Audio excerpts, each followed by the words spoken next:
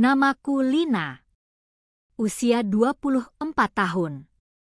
Aku baru lulus kuliah dari universitas negeri di kota kecil, dan seperti kebanyakan gadis seusia aku punya banyak mimpi. Tapi mimpi-mimpi itu butuh waktu untuk tumbuh.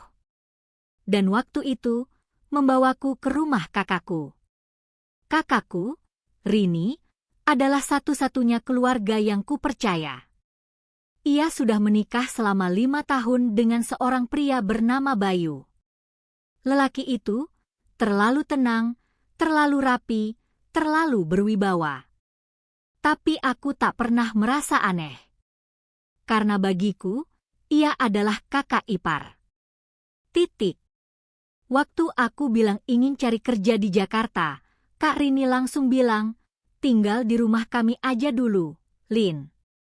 Gak usah pikirin kontrakan, kamu fokus cari kerja aja. Aku pikir, ya, ini akan sementara. 2-3 bulan paling lama. Aku tak menyangka bahwa waktu-waktu yang awalnya terasa nyaman itu perlahan berubah jadi sesuatu yang membuatku takut tidur malam. Hari-hari awal terasa menyenangkan. Aku membantu Rini menyiapkan sarapan sebelum ia berangkat kerja. Kak Rini adalah manajer butik. Bayu, suaminya, kerja kantoran, katanya di bidang finance. Dia selalu pakai kemeja licin dan parfum yang khas. Setiap pagi, ia cuma tersenyum kecil padaku sambil angguk pelan. Tak banyak bicara. Kadang, saat Rini lembur, aku hanya berdua di rumah dengan Bayu. Tapi dia lebih sering di kamar kerja.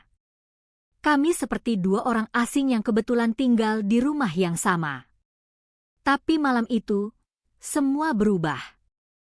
Hari itu, hujan turun deras. Rini belum pulang karena harus menghadiri acara kantor. Aku sedang menonton drama Korea di ruang tengah, mengenakan celana pendek dan kaos longgar. Kupikir, tidak masalah. Ini rumah keluarga. Tiba-tiba Bayu keluar dari kamar kerja. Ia mengenakan kaos hitam dan celana training. Duduk di sofa seberang, memegang gelas kopi. Biasanya ia diam. Tapi malam itu, ia bicara. Nonton apa, Lin? Aku agak kaget. Tapi aku jawab dengan senyum. Ini drama Korea. Agak lebay sih, tapi seru. Dia tertawa pelan. Pertama kalinya aku dengar ia tertawa. Cewek memang suka yang drama ya, suka cowok yang susah ditebak, penuh luka masa lalu. Aku nyengir. Karena kalau cowoknya terlalu baik, bosen, Mas. Dia menatapku. Matanya lama menempel di wajahku. Lalu bergumam, tapi kadang cowok baik juga punya luka. Cuma gak dikasih panggung aja. Aku tidak tahu harus jawab apa. Aku hanya tertawa canggung. Sejak malam itu, Bayu jadi lebih sering keluar kamar kerja saat kami berdua di rumah. Kadang dia ikut duduk di ruang tengah. Kadang dia nanya aku soal kerjaan, soal kuliah, soal laki-laki. Aku anggap itu perhatian kakak ipar pada adik istrinya. Tapi kadang, caranya menatapku terlalu lama. Kadang, suaranya terlalu pelan. Dan kadang, tangannya terlalu dekat. Suatu malam, aku sedang mencuci gelas di dapur. Tiba-tiba dia datang dari belakang, ikut mencuci piring yang belum selesai. Tangan kami bersentuhan di bawah air. Spontan aku tarik tangan. Maaf, katanya pelan. Aku hanya mengangguk, buru-buru selesai lalu kembali ke kamar. Tapi sejak itu, aku mulai tidur tak nyenyak. Seminggu kemudian, Kak Rini harus dinas keluar kota 3 hari. Ia minta aku temani Bayu di rumah.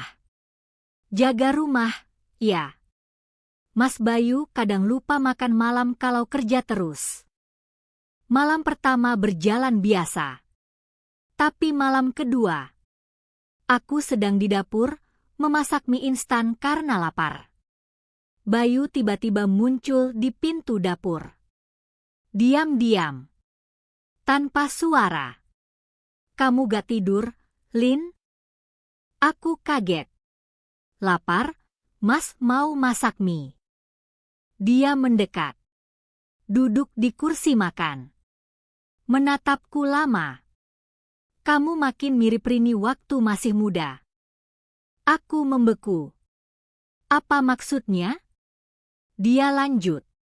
Waktu pertama kali aku ketemu dia juga suka pakai kaos oblong begini, suka makan malam sendiri, suka nyanyi-nyanyi kecil di dapur.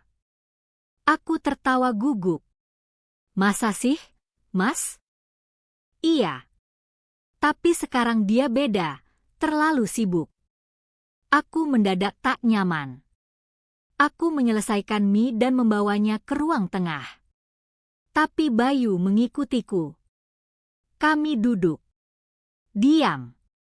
Lalu dia bicara lagi.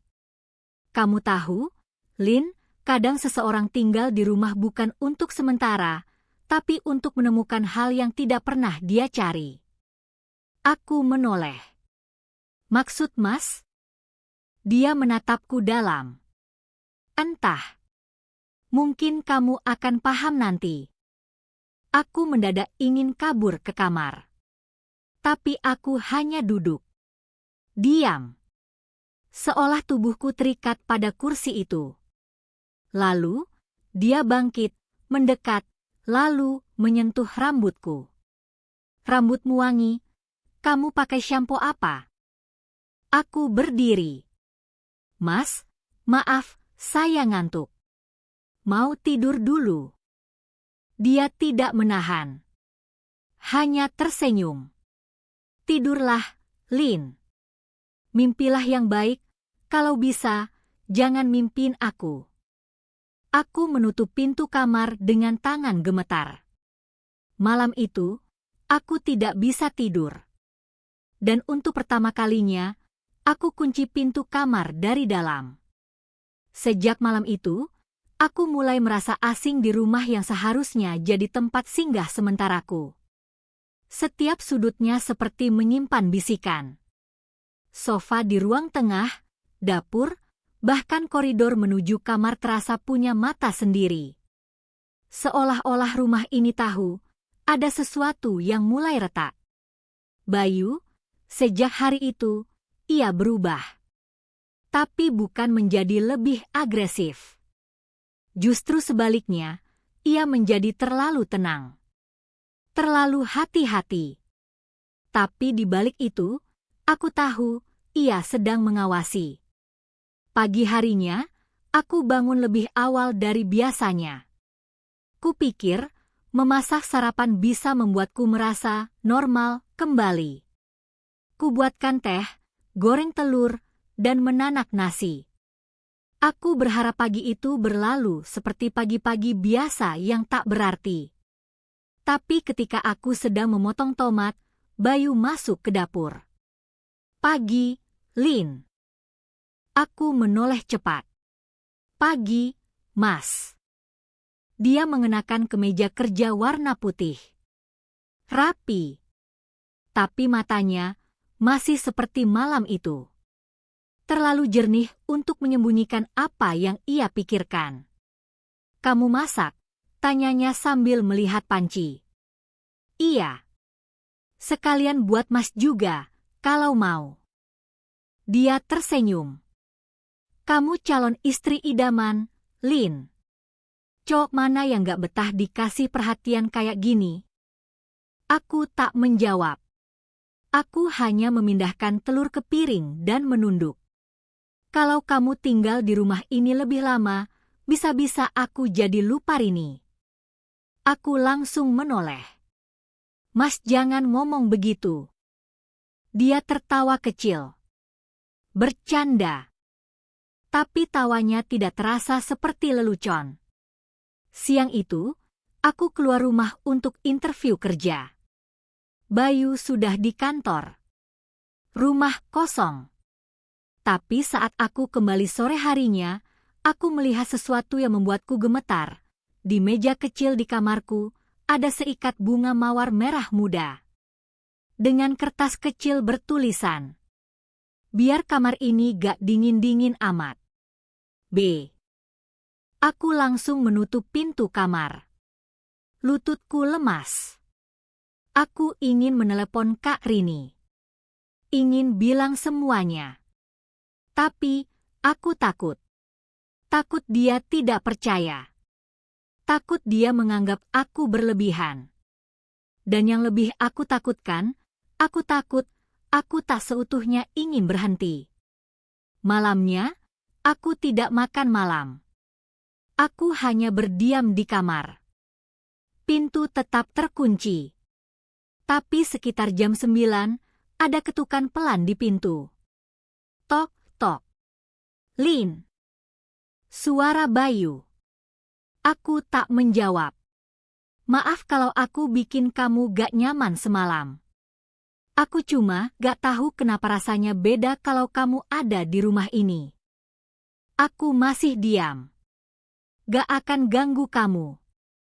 Aku cuma pengen bilang itu. Selamat malam. Langkah kakinya menjauh. Tapi dalam sunyi itu, aku menangis. Bukan karena terharu, tapi karena aku mulai kehilangan pijakan. Hari-hari berikutnya, aku menjaga jarak. Aku keluar rumah lebih sering. Ke perpustakaan, ke kafe, pura-pura sibuk cari lowongan. Tapi malam tetap datang. Dan malam selalu membawa ketegangan yang sama.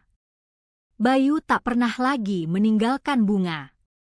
Tapi ia tetap hadir. Dalam bentuk lain. Kadang lewat tawa pelan di ruang tengah. Kadang lewat suara sandal rumahnya yang berhenti di depan kamarku. Kadang lewat tatapan panjang saat kami sarapan. Aku mencoba tak peduli. Tapi tubuh ini mulai terbiasa.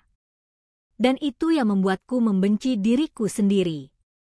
Malam ketiga, Kak Rini belum juga pulang dari dinas. Katanya delay pesawat. Rumah kembali hanya berisi aku dan Bayu.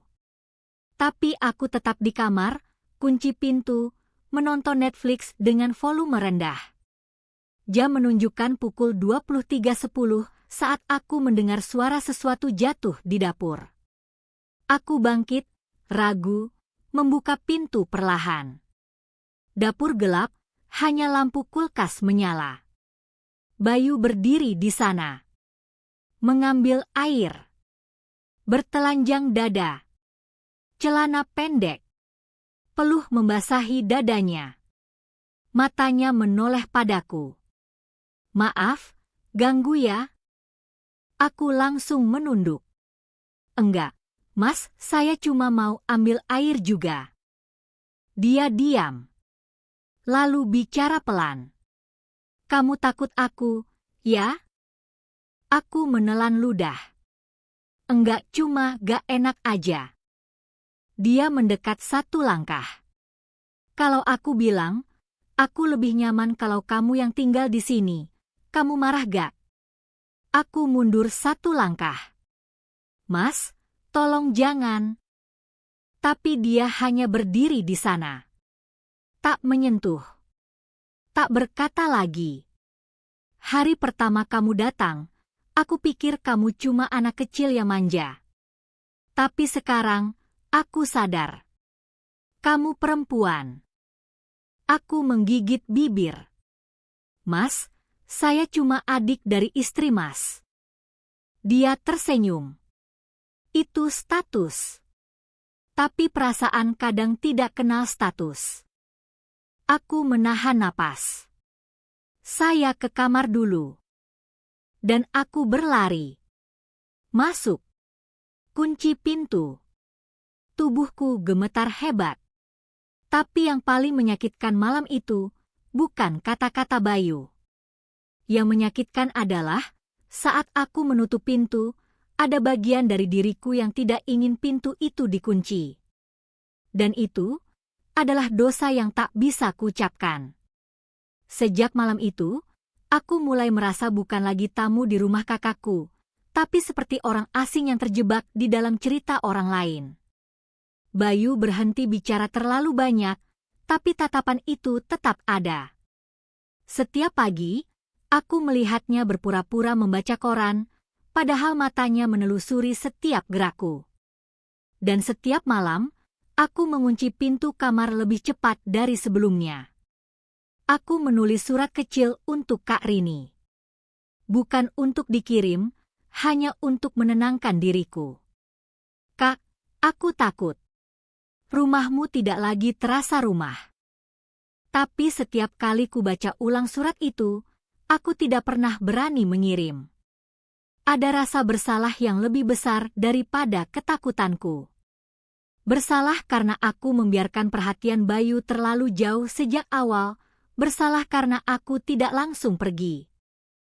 Hari Sabtu sore, Kak Rini menelepon. Suaranya riang, ia bilang besok malam baru pulang. Aku berusaha terdengar biasa. Iya Kak, di sini aman kok. Padahal jantungku seperti mau pecah. Karena aku tahu, aku akan melewati satu malam lagi hanya berdua dengan Bayu. Aku memutuskan pergi keluar rumah sore itu. Aku duduk di kafe sampai hampir pukul 9 malam, hanya untuk mengulur waktu. Tapi akhirnya aku harus pulang juga. Rumah itu gelap ketika aku tiba. Hanya lampu dapur yang menyala samar. Aku masuk pelan, berharap Bayu sudah tidur.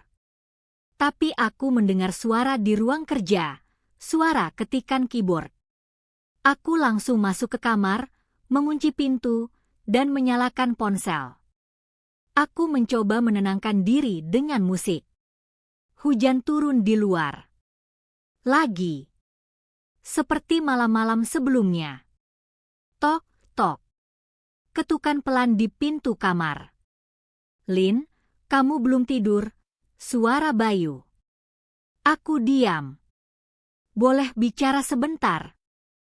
Aku tetap diam. Aku janji gak akan macam-macam. Aku cuma butuh bicara. Aku menarik napas dalam. Menatap gagang pintu yang bergetar pelan. Lalu aku berkata pelan, "Mas, jangan ganggu saya." Hening sebentar, lalu suara langkah menjauh. Aku menutup telinga dengan bantal, mencoba tidur. Tapi mataku tetap terbuka. Di luar, hujan makin deras. Sekitar pukul 11, listrik padam. Lampu mati. Hanya suara hujan dan petir. Ponselku juga hampir habis baterai. Aku duduk di tepi ranjang, gelisah. Tiba-tiba ada suara ketukan lagi, lebih pelan, seperti bisikan. Lin, listrik mati. Kamu takut? Aku tidak menjawab. Aku di sini. Gak akan apa-apa. Aku menahan napas. Aku tahu aku harus tetap di dalam kamar. Tapi bagian lain dari diriku ingin membuka pintu. Ingin mengakhiri ketegangan ini dengan kejelasan, apapun risikonya. Aku berjalan ke pintu. Tanganku gemetar di atas kunci. Klik. Pintu terbuka. Bayu berdiri di sana, membawa lilin kecil. Wajahnya setengah diterangi cahaya, setengah gelap. Dia hanya memakai kaos lusuh. Matanya menatapku, bukan dengan marah, bukan dengan nafsu, tapi dengan sesuatu yang membuatku lebih takut, rasa yang ia sendiri tidak bisa kendalikan. Aku cuma mau taruh lilin, biar kamarmu gak gelap, katanya pelan. Aku mundur. Taruh aja di meja. Dia melangkah masuk, meletakkan lilin di meja kecil dekat jendela.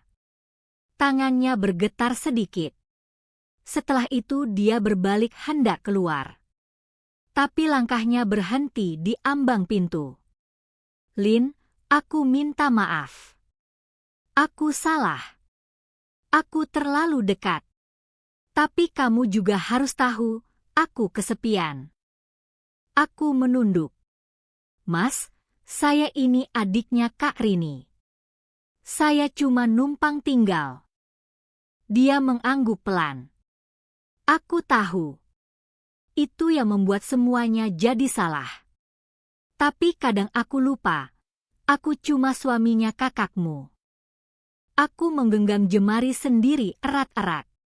Mas, jangan bicara lagi. Dia menarik napas dalam, lalu keluar, menutup pintu pelan-pelan. Aku jatuh terduduk di lantai. Air mataku mengalir tanpa suara. Keesokan harinya, aku bangun lebih pagi. Bayu sudah pergi entah kemana. Rumah kosong. Aku menyiapkan sarapan sendiri, lalu duduk di ruang makan. Di meja ada secangkir teh panas yang sudah diseduh dengan kertas kecil. Aku akan keluar sebentar. Jangan takut. B. Aku menatap kertas itu lama. Rasanya seperti membaca pesan dari orang asing. Tapi aku juga merasa lega. Setidaknya pagi ini aku bisa bernapas. Siang itu aku keluar untuk mencari kontrakan. Aku tak peduli meski belum dapat kerja. Aku harus keluar dari rumah ini sebelum aku kehilangan diriku sendiri. Aku melihat beberapa rumah kecil di pinggir kota. Semua mahal. Tapi aku tahu, lebih mahal lagi harga yang harus kubayar jika tetap di rumah itu. Malamnya, aku pulang. Kak Rini menelepon lagi, bilang besok pagi ia pulang. Jangan lupa jemput aku di bandara ya, Lin. Aku mengiyakan. Aku merasa ini mungkin malam terakhir aku di rumah itu. Aku berusaha tidur lebih awal. Tapi sekitar pukul 10, suara pintu depan terbuka. Bayu pulang. Aku mendengar langkahnya ke dapur, lalu ke ruang tengah. Lalu sunyi. Aku memejamkan mata, berpura-pura tidur. Tapi aku tahu, malam ini belum selesai. Di luar, hujan kembali turun. Aku tidak tahu apa yang akan terjadi besok. Aku tidak tahu apakah aku bisa bercerita pada Kak Rini. Tapi aku tahu satu hal, malam ini akan menentukan segalanya. Apakah aku akan tetap jadi adik di rumah ini, atau jadi seseorang yang bahkan tak bisa menyebut dirinya sendiri di cermin. Aku menggenggam ponselku. Menulis satu pesan untuk Kak Rini. Kak, aku pengen cerita sesuatu, tapi aku tak kirim. Pesan itu hanya jadi draft, seperti rahasia yang membusuk di dalam dada. Di luar pintu, suara sandal Bayu berhenti. Tok, tok. Lin, aku mau bicara. Aku memejamkan mata. Air mata mengalir. Dan di tengah hujan malam itu, aku tahu, aku berada di ujung tebing, hanya tinggal satu langkah untuk jatuh. Tok, tok. Lin, suara Bayu di balik pintu kamar terdengar lebih berat daripada biasanya, seperti orang yang sudah lama memendam kata-kata. Aku harus bicara, sekarang atau gak sama sekali. Aku menarik selimut ke dada. Mas, jangan. Besok Kak Rini pulang. Selesai. Hening. Lalu suara langkah menjauh. Aku pikir selesai. Tapi beberapa menit kemudian aku mendengar pintu depan dibuka, lalu ditutup. Aku mengintip lewat tirai jendela. Bayu duduk di teras, hujan turun membasahi bahunya. Dia hanya duduk, memandangi pot bunga. Wajahnya seperti orang kalah. Aku tak tahu kenapa kakiku melangkah keluar kamar. Aku tak tahu kenapa aku membiarkan pintu itu terbuka. Tapi aku berdiri di ambang pintu, menatapnya dari dalam rumah. Bayu menoleh, tatapannya kosong. Kamu gak usah takut. Aku cuma mau ngomong, katanya pelan. Aku menggenggam gagang pintu. Mas, kita berhenti sampai sini. Kak Rini pulang besok. Semua kembali normal. Dia mengangguk pelan. Aku juga ingin begitu. Tapi aku takut besok aku tetap pura-pura. Dan aku capek pura-pura. Aku mundur setapak. Mas. Bayu mengusap wajahnya yang basah hujan. Aku kesepian, Lin. Aku tahu itu bukan alasan. Tapi itu yang sebenarnya. Rini sibuk, rumah ini seperti hotel. Aku selalu sendirian di kamar kerja. Lalu kamu datang. Rumah ini hidup lagi. Aku menelan ludah. Mas, saya hanya tamu. Dia menatapku lama. Tamu yang bikin aku ingat jadi manusia lagi. Aku menunduk, air mata mulai turun. Mas, jangan bilang kayak gitu. Bayu berdiri dari kursinya. Ia mendekat sampai hanya 1 meter dariku. Hujan di belakangnya seperti tirai. Dia bicara lagi, suaranya pelan tapi jelas. Aku gak akan menyentuh kamu. Aku janji. Aku cuma mau kamu tahu, aku sudah jatuh, meskipun salah. Aku menutup wajah dengan tangan. Mas, saya ini adiknya Kak Rini. Aku tahu. Dia mengangkat kedua tangannya, seperti menyerah. Aku gak minta apa-apa. Aku cuma mau minta maaf. Karena aku bikin kamu takut. Karena aku bikin kamu merasa sendirian di rumah yang seharusnya jadi tempat aman. Aku hanya bisa menangis. Di luar, hujan makin deras. Bayu melangkah mundur, lalu berbalik masuk rumah. Ia berjalan ke kamarnya, menutup pintu. Sunyi. Malam itu aku duduk di teras sampai lama. Aku memandangi pot bunga yang basah oleh hujan. Aku ingat pesan yang belum kukirim ke Kak Rini. Aku buka ponsel, mengetik lagi. Kak, aku pengen keluar dari rumah ini. Aku takut Kak marah. Tapi aku harus cerita. Kali ini kukirim. Pagi berikutnya, aku jemput Kak Rini di bandara. Wajahnya lelah tapi senang. Ia memelukku erat. Makasih ya udah jagain rumah, Lin. Aku hanya tersenyum. Iya, Kak. Di mobil, Kak Rini bercerita panjang lebar tentang pekerjaannya. Aku hanya mengangguk-angguk. Di dalam dada, ada badai yang menunggu keluar. Tapi aku tunggu sampai malam. Malam itu, setelah makan malam, aku bicara pada Kak Rini di kamar. Bayu sedang mandi. Aku mengambil napas panjang. Kak. Rini menoleh. Kenapa, Lin? Aku menggigit bibir. Aku pengen pindah, Kak. Cari kos. Aku gak enak di sini. Rini mengernyit. Kenapa? Kamu gak nyaman ya? Air mataku menetes. Kak, aku takut. Aku gak bisa cerita sekarang, tapi aku takut. Rini mendekat, memelukku. Ada apa, Lin? Mas Bayu marah sama kamu? Aku menggeleng. Aku cuma takut.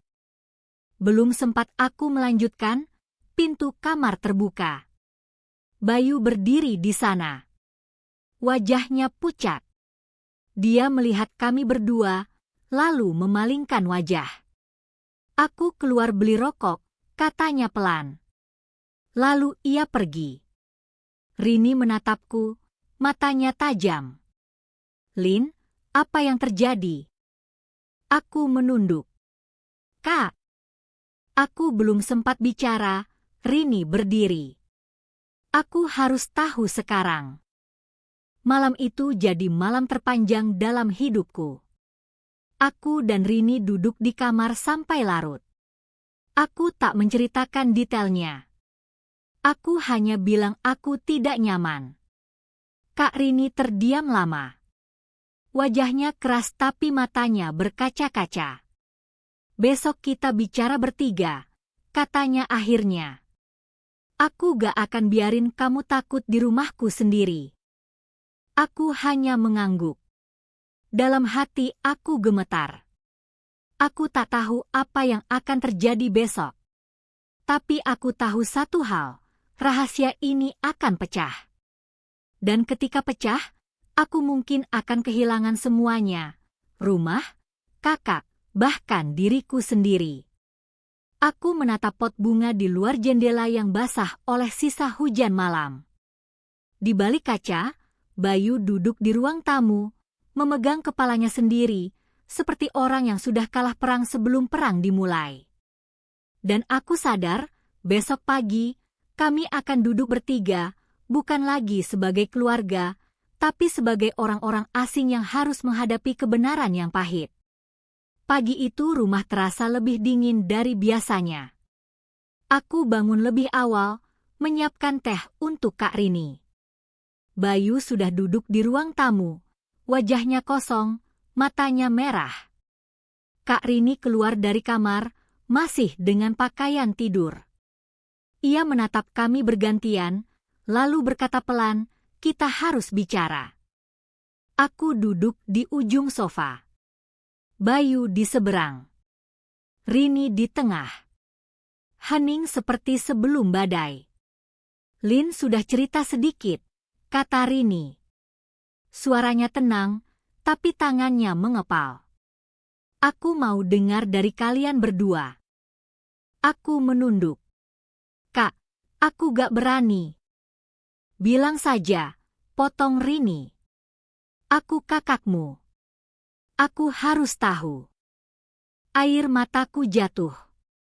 Kak, aku cuma numpang di sini. Aku gak pernah niat bikin masalah. Tapi Mas Bayu. Bayu menutup wajahnya. Rin, jangan salahkan dia. Ini salahku. Rini menoleh cepat. Salah apa, Mas? Bayu menarik napas panjang. Aku terlalu dekat sama dia. Aku kesepian. Aku merasa rumah ini mati. Aku salah. Aku minta maaf. Aku menangis makin keras. Kak, aku gak pernah mau. Aku takut. Aku pengen keluar dari rumah ini. Rini terdiam. Wajahnya keras, matanya tajam. Mas Bayu, selama ini aku percaya sama kamu. Bayu mengangguk, suaranya serak. Aku tahu. Aku hancurkan kepercayaan itu. Tapi aku gak pernah sentuh dia. Aku cuma lupa batas. Rini memalingkan wajah. Air matanya jatuh diam-diam. Aku gak peduli kalian saling sentuh atau tidak. Yang sakit adalah aku harus dengar ini dari adikku sendiri. Aku memeluk Rini, menangis. Maafkan aku, Kak. Aku harusnya langsung pergi. Rini memelukku balik. Kamu korban, Lin. Jangan minta maaf. Kamu cuma ingin tempat aman.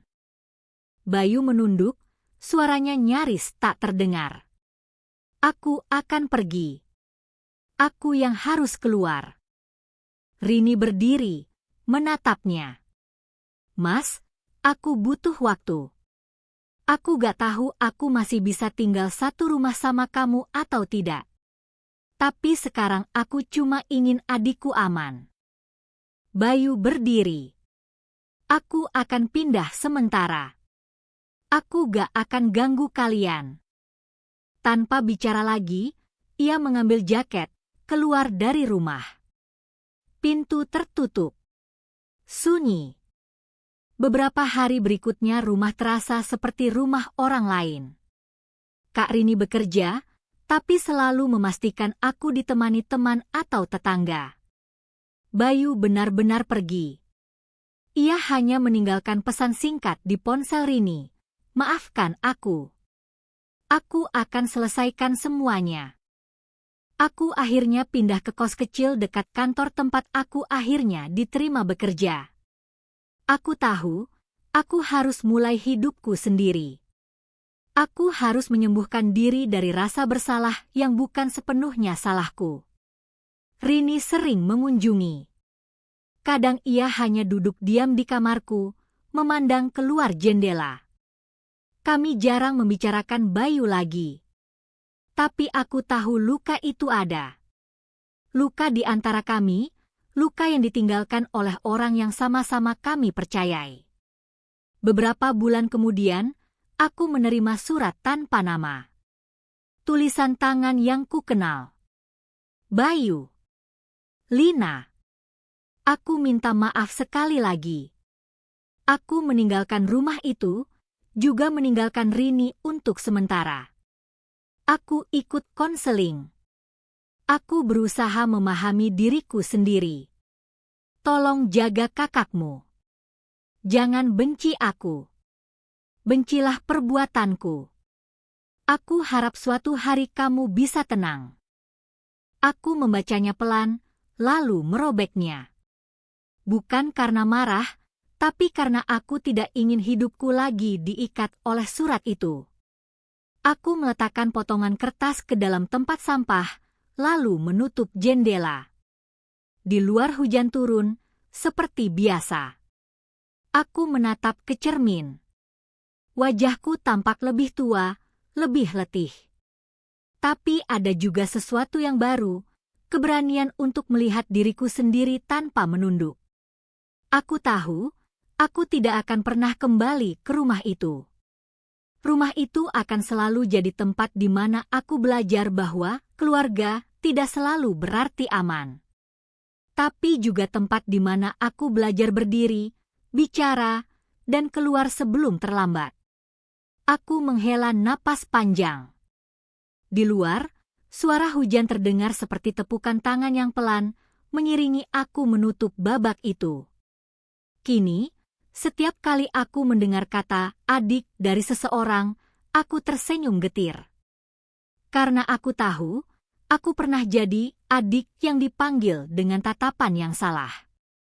Tapi aku juga tahu, aku keluar sebelum semuanya hancur lebih jauh. Namaku Lina. Aku 24 tahun. Aku pernah tinggal di rumah kakakku. Aku pernah takut. Tapi sekarang aku belajar, tidak semua pintu harus dibuka, dan tidak semua tatapan harus dijawab. Dan cerita ini bukan untuk membenarkan, tapi untuk mengingatkan. Karena kadang, yang paling menyakitkan bukanlah tangan yang menyentuhmu, tapi rumah yang tak lagi jadi rumah.